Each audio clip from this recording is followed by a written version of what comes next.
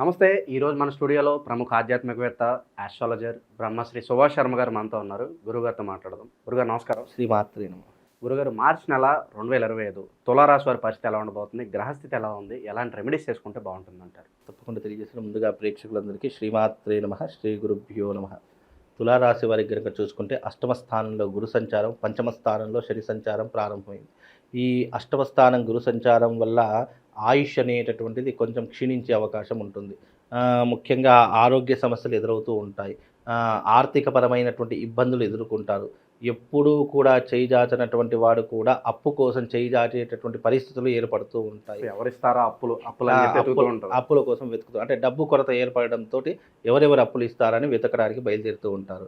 అందులోనూ ఈ మాసంలో పంచమ స్థానంలో శని సంచారం, పంచమ స్థానం శని సంచారం వల్ల కూడా పుట్టబోయేటటువంటి సంతానం వల్ల కావచ్చు, లేదు అని అనుకుంటే కనుక ఆల్రెడీ సంతానం ఉన్నటువంటి వాళ్ళు కావచ్చు, సంతానం వల్ల తల్లిదండ్రులకు పెద్దవాళ్లకు ఇబ్బందులు ఏర్పడేటటువంటి అవకాశం ఏర్పడుతూ ఉంటుంది. తద్వారా వీళ్ళకు మానసిక ప్రశాంతత కరువైపోయేటటువంటి అవకాశం వీళ్ళ జాతకులకు ఏర్పడుతూ ఉంటుంది. కనుక తులారాశి వారు వీలైనంతవరకు జాగ్రత్తగా ఉండే ప్రయత్నం చేసుకోవాలి. అందులోనూ డబ్బు కొరత ఏర్పడినప్పుడు దానికి కొంచెం సమన్వయం పాటించి ఏం చేస్తే బాగుంటుంది, ప్రతి ఒక్క దానికి డబ్బుతోనే ముడిపెట్టకుండా వీలైనంత వరకు దాని నుంచి ఎలా అధిగమించాలి, ఎలా బయటపడాలి అని ఆలోచిస్తే కొంతవరకు మెరుగైనటువంటి ఫలితాలు ఉంటాయి. వీళ్ళకు మానసిక ప్రశాంతత కరువైపోతూ ఉంటుంది. పెద్దవాళ్ళ యొక్క సలహాలు సూచనలు పాటించరు, పెడచెవున పెడుతూ ఉంటారు. అలాగే వీళ్ళకు ఏది అనిపిస్తే ఏది తోస్తే అది చేస్తూ ఉంటారు. అది మంచా చెడ అనేటటువంటి విచక్షణ జ్ఞానం వీళ్ళకు ఉండదు. కనుక తులారాశి వారు వీలైనంత వరకు పెద్దవాళ్ళ సలహాలు సూచనలు పాటించుకోండి. దైవారాధన చేసుకునేటటువంటి ప్రయత్నం చేసుకోండి.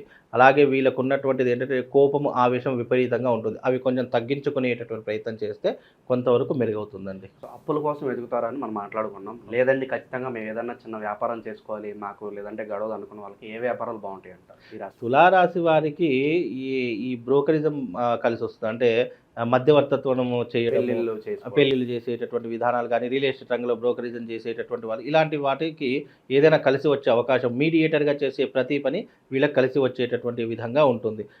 తులారాశిలో పుట్టినటువంటి జాతకులు గుర్తుపెట్టుకుని తెలివితేటలు, సామర్థ్యాలు చాలా విపరీతంగా ఉంటాయి. కానీ అది సరైనటువంటి సమయానికి ఉపయోగించాలి అంతే. వీళ్ళ డిసడ్వాంటేజ్ ఏంటి అంటే కనుక అవసరానికి ఏదైతే అవసరమో అది వాడరు. అనవసరమైనటువంటి వాటికి మాత్రం వినియోగిస్తూనే ఉంటారు. అనవసరమైనటువంటి పనులు చేయాలి అని అనుకుంటే తులారాశి వాళ్ళు ముందుంటారు. అదే మనకి ఏదైనా అవసరం ఉంది, అవసరం ఉన్న దగ్గర ఉండరు, అనవసరమైనటువంటి వాటి విషయాల దగ్గర ఎక్కువగా కనిపిస్తారు. అందులో తులారాశి వారు ఒకరని చెప్పుకోవచ్చు. కనుక అలాంటి సమన్వయం పాటిస్తే కొంతవరకు మెరుగైనటువంటి ఫలితాలు ఉంటాయి. విద్య, ఉద్యోగం, ఆరోగ్యం ఇలాంటి విషయాల్లో కూడా కొంతవరకు మెరుగైనటువంటి ఫలితాలు ఉన్నాయి తప్ప అంత చెప్పుకోదగ్గటువంటి మధ్యమ ఫలితాలు, అంత చెప్పుకోదగ్గటువంటి ఫలితాలు మాత్రం కనిపించవు. నిరుద్యోగులు ఇంకెంతకాలం ఎదురు చూడాలంటారు ఉద్యోగం రావడం? ఆఫ్టర్ ఈ మార్చ్ అయిపోయింది అనుకోండి, కొంతవరకు మెరుగైనటువంటి ఫలితాలు ఉంటాయి. ఈ మార్చి మాసంలో మాత్రము వాళ్లకు కొన్ని ఒడిదొడుకులు, ఇబ్బందులు ఎదుర్కోవాల్సిన పరిస్థితులు ఏర్పడతాయి. అవి కొంత ఓపిక పట్టండి. ఈ మార్చి 29, 30 దాటింది అని అనుకోండి, ఉగాదిలోకి అడుగు పెట్టారు, కొత్త సంవత్సరంలోకి అడుగు పెట్టారంటే వీళ్ళ భవిష్యత్తు ఆటోమేటిక్గా మారిపోయేటటువంటి అవకాశం ఏర్పడుతుంది. అలాగే కోర్టు సమస్యలు కావచ్చు, భూ కబ్జాలకు గురైన వారు వీళ్ళకి కూడా మంచి రిజల్ట్స్ రావడానికి ఉగాది అంత వరకు వేచి చూడాల్సిన అవసరం ఉందంటారు గురుగారు? తప్పకుండా. ఇప్పుడు ఉన్నటువంటి ఈ రాశి వారు, తులారాశి వారు ఎవరైతే ఉన్నారో ఉగాది వరకు వెయిట్ చేయవలసిందే. మీరు పెట్టుబడులు పెట్టకండి, అనవసరమైన విషయాల్లో కలుగజేసుకోకండి, వీలైనంత వరకు జాగ్రత్తగా ఉండే ప్రయత్నం చేసుకోండి. అలాగే పెద్దవాళ్ళ సలహాలు సూచనలు పాటించండి.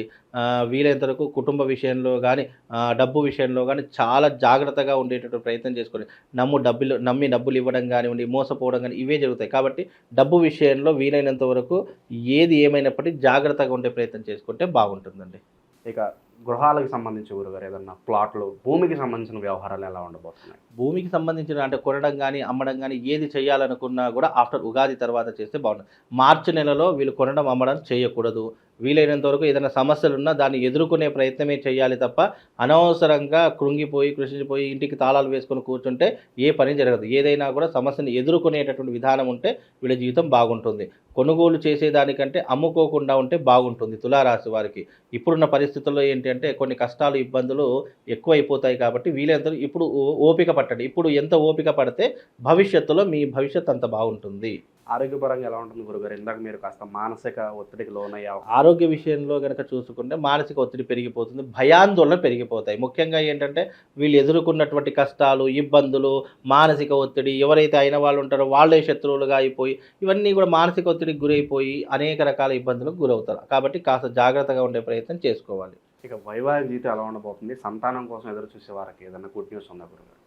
ముఖ్యంగా సంతానం కోసం ఎదురు చూస్తున్నటువంటి వారికి మాత్రం గుడ్ న్యూస్ ఉంటుంది. తప్పకుండా సంతాన ఫలితాలు మాత్రం తప్పకుండా ఏర్పడుతూ ఉంటాయి.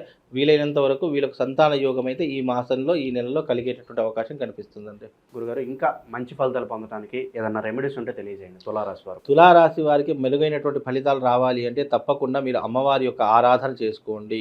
దుర్గాదేవి యొక్క అమ్మవారి యొక్క ఆరాధన చేసుకుని దుర్గాదేవి ఆలయానికి వెళ్ళి 9 ప్రదక్షిణలు కానీ లేదా 11 ప్రదక్షిణలు కానీ చేసుకునే ప్రయత్నం చేసుకోండి. ఆ తర్వాత అమ్మవారి యొక్క సాన్నిధ్యంలో కూర్చుండి ఓం దుమ్ దుర్గాయై నమః, ఓం దుమ్ దుర్గాయై నమః అనేటటువంటి మంత్రాన్ని ఆ అమ్మవారి సాన్నిధ్యంలో 11 సార్లు కానీ, 21 సార్లు కానీ, లేదా 52 సార్లు కానీ, లేదా 108 సార్లు కానీ, ఈ రకమైనటువంటి విధానం లెక్క సంఖ్యలో మీరు మీకు ఎంత తోస్తే అంత చేసుకునే ప్రయత్నం చేయండి. దాని ద్వారా వీళ్ళకి శుభం లాభం కలగడంతో పాటు మంచి అదృష్టం కూడా కలుగుతుంది. వీలైతే కరంగలిమాలను ధరించుకోండి. కరంగలిమాల మీ యొక్క జీవితంలో ఉన్న నెగిటివ్ ఇంపాక్ట్ని దూరం చేస్తుంది. ఆర్థికపరమైనటువంటి లావాదేవీలో చాలా మెరుగ్గా ఉంటుంది. అలాంటి పనులు చేసుకుంటే వాళ్ళ జీవితం చాలా హ్యాపీగా ఉంటుందండి. మామూలుగా ద్వాదశ రాశుల వారి యొక్క ఫలితాలు మెరుగ్గా ఉండాలి, ఏ రాశి వారైనా సరే వాళ్ళు జీవితంలో సుఖంగా సంతోషంగా ఉండాలి అనుకుంటే అందరికీ యూనివర్సల్ ఒకటి చెప్తాను. అంటే ఆ యూనివర్సల్ యొక్క ప్రభావం ఎలా ఉంటుంది పరిహారం అంటే ఎవరైనా చేసుకోవచ్చు. జాతకం దారిద్ర్యంగా ఉన్నా, నీచంగా ఉన్నా, మీ జాతకంలో ఏదైనా ఇబ్బందులు ఉన్న ఆర్థిక పరంగా కానీ, లేదు కోర్టు సమస్యల వల్ల కానివ్వండి, లేదు వైవాహిక జీవితంలో కానివ్వండి, లేదా మీకు శత్రువుల బెడద విపరీతంగా పెరిగిపోతుంది అని అనుకున్నటువంటి వాళ్ళకి యూనివర్సల్గా ఒక పరిహారం చెప్తాను. అదేంటంటే శివశక్తి స్ఫటికలింగాన్ని పూజించడం. చాలామంది అడుగుతున్నారు, గురుగారు శివశక్తి స్ఫటికలింగం మాకు ఎక్కడ దొరకట్లేదండి, మాకు అది ఎన్నిసార్లు ప్రయత్నం చేసినా ఎవరు కూడా లేదంటున్నారు అని చెప్పి చాలామంది అంటున్నారు. అయితే శివశక్తి స్ఫటికలింగం అనేటటువంటి మీకు చూపిస్తాను.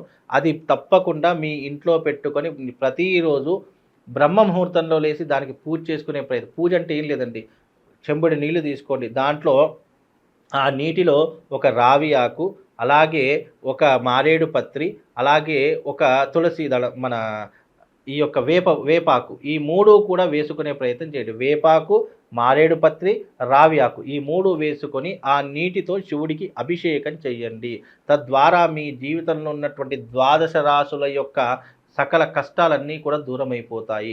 అది ఎలా ఉంటుంది అనేటటువంటి చాలామందికి తెలియదు. ఇది శివశక్తి స్ఫటికలింగము.